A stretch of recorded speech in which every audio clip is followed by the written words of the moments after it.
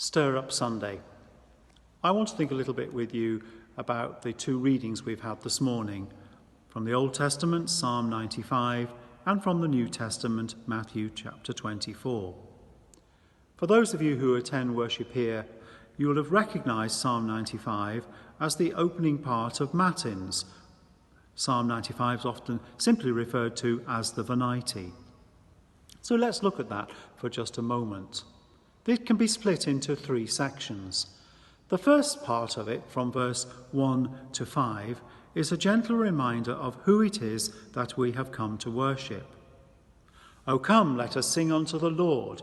It is unto the Lord that we have come to worship. Verses 6 and 7 remind us of our relationship with the person that we have come to worship, that is the Lord. And the third part, from verse 8 to the end, is a reminder or a warning of what it is when we don't worship people properly, as happened with the children of Israel in their wanderings. 40 years long was I grieved with this generation, said, it is a people that do err in their hearts, for they have not known my ways. A warning, a warning. And so let's also look at Matthew 24. Theologians have had no doubt that most of Matthew 24 is a collection of Jesus' sayings around the idea of watchfulness and warning again about the time that the Son of Man, or the Son of God rather, will reappear.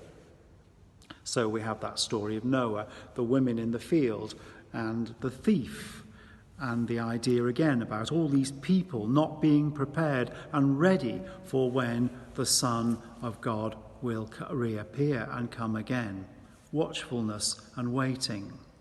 So as we hold on to those two readings from Psalm 95 and Matthew 24 and place them at the end of this Trinity season, or the Sunday next before Advent, we think ahead now to the season of watchfulness, the season of Advent, when we do indeed watch and wait and prepare ourselves again for the coming of the Son of God at Christmas.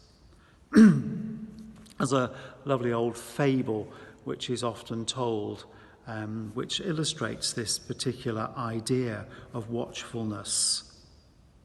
Satan was sitting with three of his little apprentice devils, and the first apprentice devil said, I'll tell you what, I'll go down to earth and tell them that there is no God.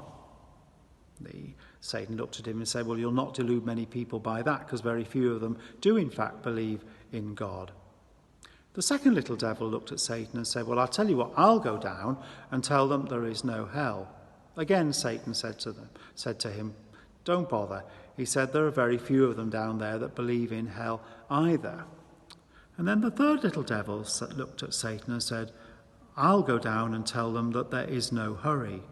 Satan said, go, go. You'll delude thousands of them. How much do we prepare ourselves? How are we preparing ourselves?